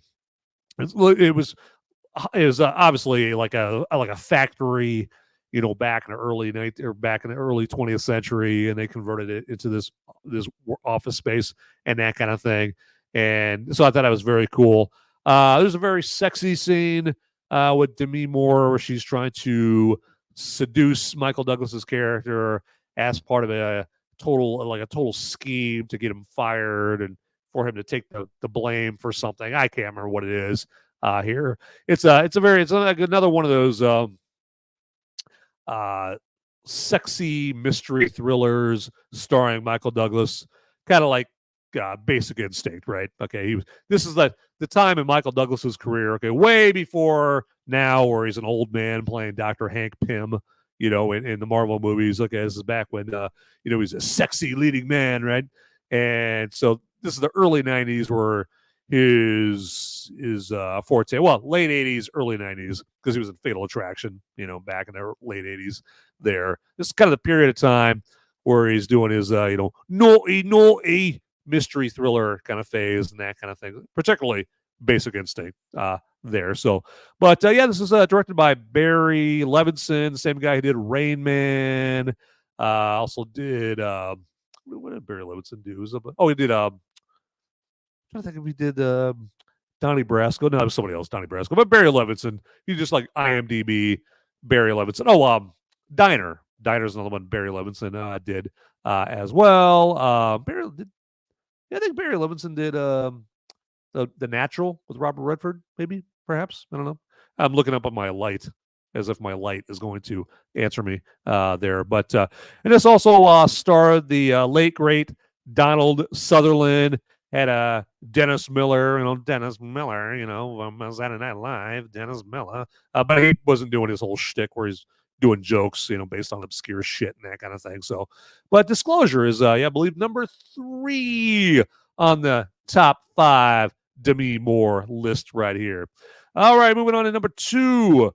And it's the very movie we're talking about tonight. Okay, that's how good The Substance is. All right, it is number 2 in the top 5 list of Demi Moore movies right here. Okay, she's been in movies since like the early 80s. Okay, so like 1981, I think it was her first movie. If you look her up on IMDb, and here we are in 2024. Okay, and out of all those years of her making movies, The Substance comes in at number 2. Okay, so there you go. As I make sure I don't have a booger on my nose. So this again, I've said enough about The Substance, so I'm not going to go into it too in depth here. But as you see in this picture right here, you have a picture behind her of her looking the way that she did, back, in real life right there. And so she just knocks it out of the park in The Substance. I mean, she is the emotional heart of The Substance. She gives this movie gravitas that it likely wouldn't have. Well, I think Dennis Quaid gives it some gravitas because Dennis Quaid is a veteran actor as well, like Demi Moore. Dennis Quaid, his first movie was like 1975. Okay, so he's been around a little bit longer than Demi Moore, and he, like Demi Moore, they were both like their heyday was really back in the 80s and the 90s. Okay, so they're kind of similar in that sense right there. But yeah, she is she's got some heartbreaking moments in this movie, and her character's got like this kind of this grace and this class to her, even though it doesn't take long for you to realize in this movie just how insecure she is. Hence the whole reason that she falls victim to the charms or the temptation of the substance, right? But if she didn't, hey, we wouldn't have this totally freakish out there movie like we do here that's getting all the buzz there. So, but The Substance, yeah, if you haven't seen it, if you guys are still in the live chat or anybody watching it later on, do not be fooled by the boring title of The Substance, okay? The Thing, that is a boring title, but it's a great movie, all right? So do not judge a movie by its title. Definitely check out The Substance. I would check it out at the movies because I'm all for rewarding original content because we need more original movies, and we need let me rephrase. To get more specific, we need more original good movies. Okay, so I'm not gonna try to guilt trip you into going and seeing some crappy original movie. Okay, I want to specify original good movies, and so when I recommend an original good movie, or in this case, an original great movie like The Substance, believe me, you should take me up on my offer, and you will not be sorry. So check out The Substance. That's Demi Moore's second best movie of all time in her career. It's fantastic. Yes. All right. So that brings us to numero uno. What could it be? Could it be from last year or from 20 years ago? 5 years? Where could it be? Oh no, this is from way back in the day, because as you can tell right there, Demi Moore looks a wee bit younger than she did in that last picture, right? Am I right? And this movie is about last night. And this is a fantastic movie. I think this is obviously I think it's her best movie. This is definitely her best movie out of the 80s, okay? So, because by this time, She had been in like St. Elmo's Fire and Wisdom, and with her ex Emilio Estevez. She had been in what No Small Affair, Blame It on Rio, Young Doctors in Love, all these movies. But this was her best movie up to that point, and obviously, according to me, her best movie of all time. And in this movie, she plays Debbie, and she stars in the movie with Rob Lowe. We also have Jim Belushi in this movie as well. And then I believe Elisabeth McGovern is also in this movie. She plays Demi Moore's friend. Elisabeth McGovern, you would later know her as Tom Hanks's girlfriend in Big. Remember in Big? He changes from a kid and then he becomes big, like becomes an adult. And the woman that he hooks up with in Big is Elisabeth McGovern. I think it's is it Elizabeth? There's like so many actresses with similar names right there. So don't quote me on that. If I'm dead wrong on that, admonish me in the live chat there and let me know that I got that wrong. But anyway, Elizabeth Perkins. That's it. Elizabeth Perkins. Just boom. Elizabeth McGovern's somebody totally different. Once upon a time in America. Totally different. She's having a baby. That's Elizabeth McGovern. Elizabeth Perkins is in About Last Night. But so yeah, she plays Debbie. And Rob Lowe, what is it? Dan? I think Dan. Yeah, Dan. That's his name in this movie. And so Dan and Debbie, they're just some young 20-something, kids. They're adults in Chicago. Okay, and they're they're single. They're still in the dating scene, and that's what this movie is pretty much about. It's based on the real life exploits of the author of a book. Talking about being single in Chicago in the 70s or the early 80s and that kind of thing. And I believe Rob Lowe's character is based on him in real life. And then so Demi Moore plays Debbie, who Rob Lowe meets in a bar, and they end up getting pretty tight. Okay, she's like immediately attracted to him. He's immediately attracted to her. They hook up. And it becomes this dynamic where Jim Belushi plays Dan's friend, Rob Lowe, and Elizabeth Perkins plays Demi Moore's friend. And their friends start resenting them because Dan and Deb are still spending so much time with each other. And so then you get Elizabeth Perkins, she's trying to sabotage a relationship. Jim Belushi is trying to get Dan to break up with her because he wants his wingman back and that kind of thing. And I have to say, Jim Belushi, he is hilarious in this movie, and you don't have to wait very long to see how hilarious Jim Belushi is in About Last Night, because in the very beginning, in the opening credits, it's just Jim Belushi telling Dan about this story about how he's getting freaky deaky with this girl, and this girl's like wanting him to do all kinds of like weird, freaky, disgusting, out there alien shit and that kind of thing. And of course he's telling Dan this story while they're in the subway and in the restaurant, and all these onlookers are listening and like, what the hell are you talking about? My God, but Jim Belushi's fantastic in this movie. And this is actually directed by Edward Zwick. He would later on go on and direct movies like Glory with Matthew Broderick, Denzel Washington, The Last Samurai with Tom Cruise, and what else he did? Edward Zwick. The Siege with Denzel Washington and Bruce Willis and Annette Bening. A lot of great movies that Edward Zwick has done. And so this is like a romantic comedy. And so again, Dan and Debbie, Rob Lowe and Demi Moore's characters hook up, and it's just also about the relationship where it just gets more and more strained. Eventually she moves in with him, and he starts feeling pressure, from her, like, oh man, this is getting too serious. That kind of feeling a lot of dudes get, right, where they're afraid of commitment. They're like, hey, I'm young. I've been told by several women I'm very, very hot. I want to tie myself down to one woman, right? I want to play the field and that kind of thing. And then, we realize is okay that, it's okay. You're straining me too much. You're suffocating me.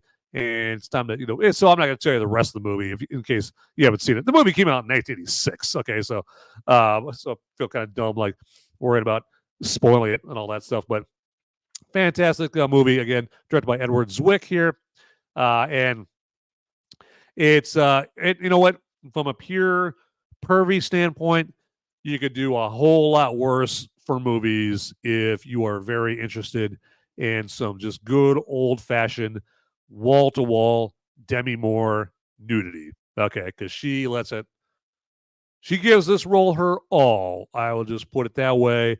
The sex scenes, pretty hot, pretty explicit, okay, in this movie right there. And so that's just, if that floats your boat, if that does it for you, I can't relate. I'm purely into movies for, their substance and their deeper meaning and all that. Lies. Okay.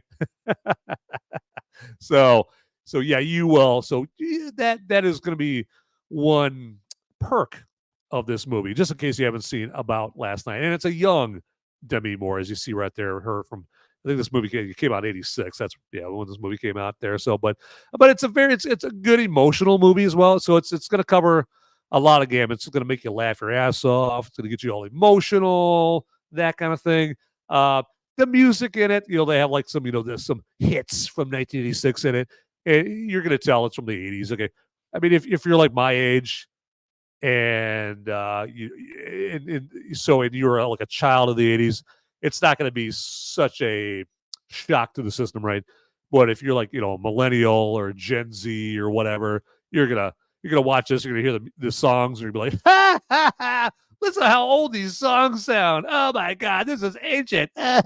so just a forewarning, okay? So don't be trying to prompt your Gen Z daughter, particularly depending on how old they are. I mean, if they're really, this movie is very hard R-rated for explicit sex scenes and that kind of thing, and the language as well. So no young children, no young urchins should watch About Last Night. So, but there you go. So you have been forewarned. But yeah, that's been my top 5 Demi Moore movies right there. And let me know in the live chat, what'd you think? Okay, if there's any signs of life still out there in the live chat, let me know. Hey, am I smoking crack? Have I been drinking too much baby oil there? So if I, or if you're watching the show later on, get in the comments down below and let me know what you think of my top 5 Demi Moore movies list. Let me know, man. There's this movie that you should have put in? You should have put like We're No Angels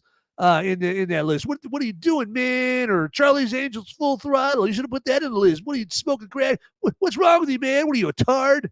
Well, actually, I am a tard because you're at Tard Yard. You're at Tard Yard, motherfuckers. Hells yeah. But top 5 Demi Moore movies. It's time to wrap that up right there. And it's almost time to wrap up the show here. And so just to let you guys know, so this weekend at the box office, kind of dead. Not a whole lot of action going on at the box office this weekend. And also we have Joker Folie à Deux coming out. Not this weekend, but the weekend after that. Okay, so a week from tomorrow is when Joker, I'm just going to call it Joker 2. Joker 2 is coming out a week from tomorrow. And so that is directed by Todd Phillips. And so Todd Phillips, he directed movies like War Dogs and Old School and The Hangover. And so in preparation for Joker 2, directed by Todd Phillips, coming out a week from tomorrow, next week's movie will be The Hangover. Yes, I'm going to be reviewing a classic Todd Phillips movie here, The Hangover. So make sure to check out, first off, my Movies Merica live show this Sunday afternoon, and that is coming on at 4 Eastern and 3 Central, 2 Mountain, and 1 Pacific. And that's going to be my, spoiler-free, more or less. I mean, it's movie's been out for like, 15 years or whatever. So I'm probably not going to worry about being spoiler-free during the spoiler-free show on Sunday there. So I'll be just kind of talking about, we'll be talking about The Hangover this Sunday afternoon on Movies Merica Live. And I know there's a shitload of people that are in the live chat right now or are lurking on the show that have seen The Hangover, and you have got to join me on Sunday because I want to talk some Hangover. All right, so I want to talk. I don't want to be a wolf pack of one. All right, I don't want to do that. All right, so I want to see you guys here. They're checking out. Otherwise, I'm going to send Mike Tyson after you. Mike Tyson and his tiger. I'm going to send Mike Tyson and his tiger after you. All right, if you don't check out my Hangover version of Movies Merica Live this Sunday afternoon. Okay. And then also, of course, this Thursday or a week from tonight, Movies Merica spoiler warning will be about The Hangover. Okay. And that's when you'll really be able to talk about The Hangover. That's going to be a long show, like tonight's show. Long show, all about The Hangover. Talk about Bradley Cooper and Ed Helms and Zach Galifianakis and Justin Bartha and Mike. And, with Mike Tyson and got who else was in that movie? Ken Leung, hello, or so long, gay boys. That guy. Oh, you want to fucky? I will fuck you up. So long, gay boy. Okay, that guy. And Hangover, fantastic movie. The sequels, not so much, but I will not be reviewing them there. So The Hangover, that is next week's movie, everybody. Absolutely. So get ready. Okay, so prepare yourselves for some Hangover next year. All right, so let's get into letting you guys know about some locations that you need to check out right here, okay, that you need to save as favorites on your favorite browser, okay? And the first one on the docket is solo.to/moviesmerica. Now, the reason I want you to save that as a favorite, if you haven't saved that as a favorite already, is because that is just the one location you have to go to get all the links to, like, my Letterboxd page, my Critic List page, my X profile, Facebook, every place Movies Merica related. You will find the link to those locations at solo.to/moviesmerica, okay? And then we have moviesmerica.com. That is where you would go if you want to check out the audio only, like the podcast versions of my spoiler-free show that I do on Sunday afternoon. Also, you can check out the podcast versions of that show on Apple Podcasts, Google Podcasts, Spotify, iHeartRadio. Particularly if you check it out on Apple Podcasts or Google Podcasts, feel free to give it a 5-star rating if you would, okay? And then also on Apple Podcasts, and I think Google Podcasts as well. If you go up to the very top of the page there, there's like 3 dots, the ellipses.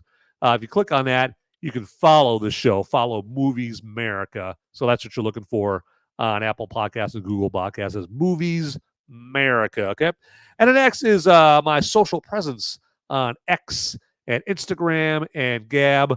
Now, the easiest way to get to these locations, though, is to go back up to solo.to/moviesmerica. Just save that as a favorite, okay? So that way you don't have to, come down to X and Instagram and Gab and go, what was this handle? What am I supposed to look for Movies Merica under this? You don't have to remember it's at Movies Merica, okay? So, because you'll have solo.to/Movies Merica already saved as a favorite, okay? There you go. It's like work smarter, not harder, okay? And I'm also on Rumble and YouTube, and you can check me out there. And so, yeah, if you find me out there and you follow me at these locations, all right? So, again, Rumble, X, Instagram, Gab, Facebook, okay? If you follow me, well, then get into my DMs on X and let me know, hey, Van, I followed you on this platform and that platform and that platform and that platform. And then I will follow you as well on those platforms right there. So you scratch my back, I'm going to scratch yours in the most platonic way possible right there. Okay, so I'm not gonna do you dirty. All right, and then next we have tdpn.locals.com. Again, that is our Till Death Podcast Network website with all our fantastic content. You should check it out there, okay?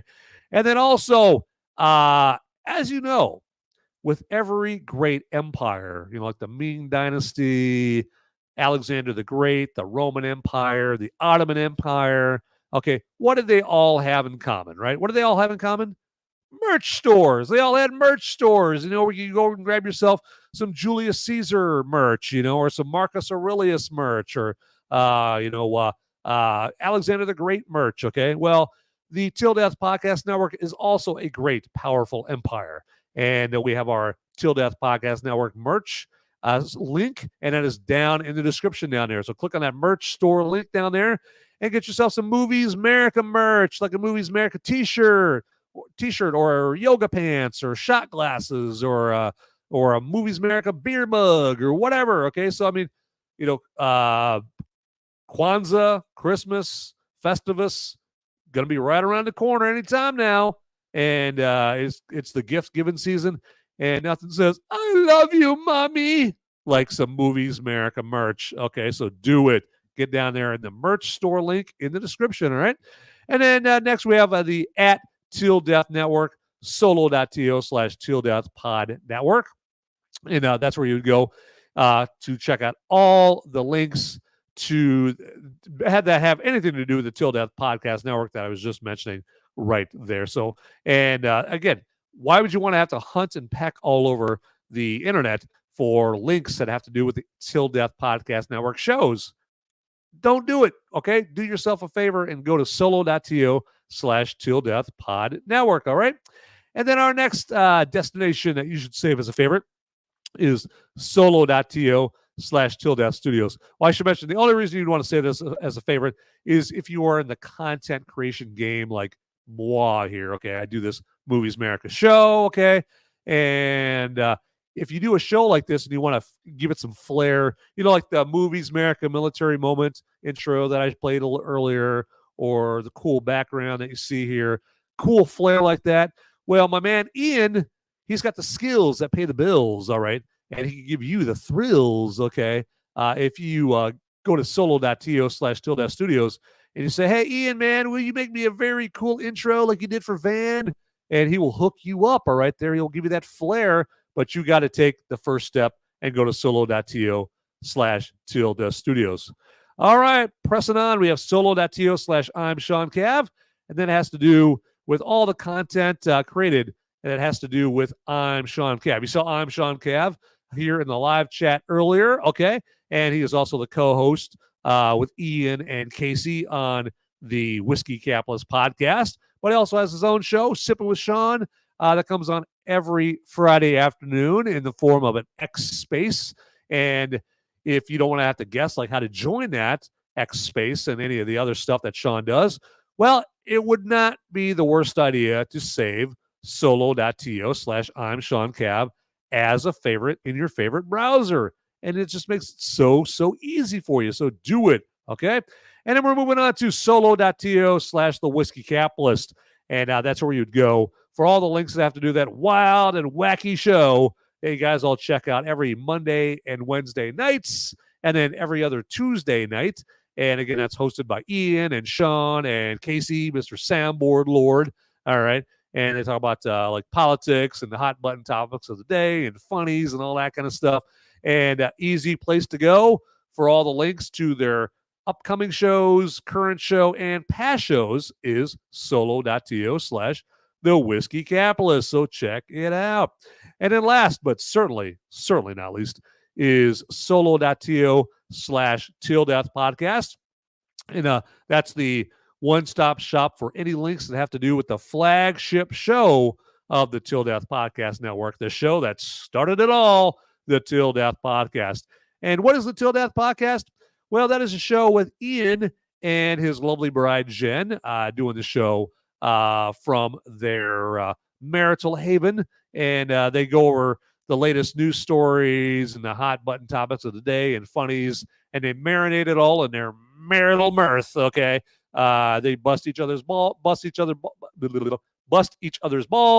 like married couples tend to do. And so that it's a good old time. It's a rip-roaring good old time. It's a humdinger of a time. So check that out. It's on every other Saturday afternoon. And if you want a quick way to join the show when it comes on every other Saturday afternoon, go to solo.to/Till Death Podcast. And there you'll also find links to all their past episodes as well. All right, so we're getting it done here, people. We're putting in serious work here at Movies Merica Live headquarters right there. So, and you guys have been fantastic, everybody. You guys just need to give yourself, you guys just need to give yourself a big old applause. Give yourself.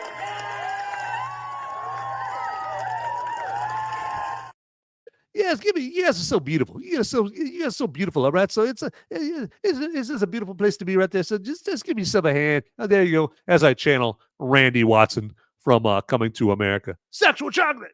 Gotta love it.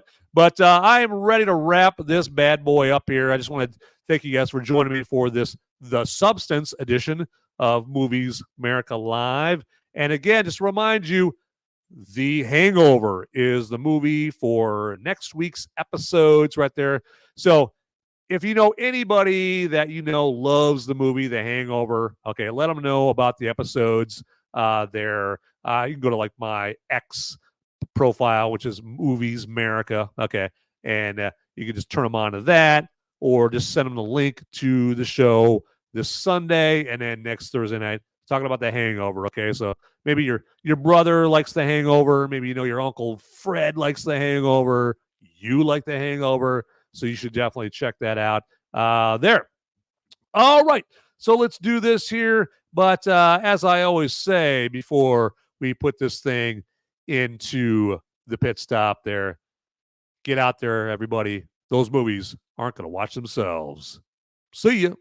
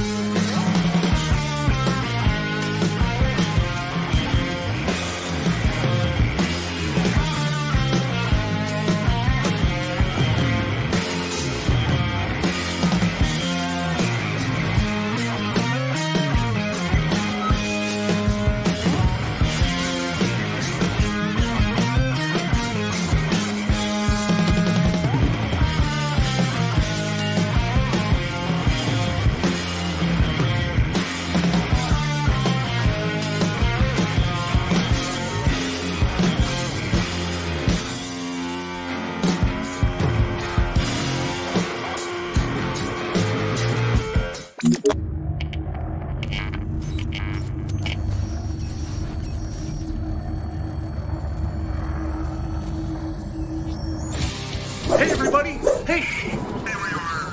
I got the police after me. They're coming after me, okay? But I got just enough time to ask you. Just like this video, if you would, and then subscribe to this channel, okay? I'm gonna be in handcuffs pretty soon. I gotta tell you. Hey, so before they haul me off, make sure you watch these videos over here, okay? And thanks for watching this video and the Till Death Podcast Network, okay? I gotta go.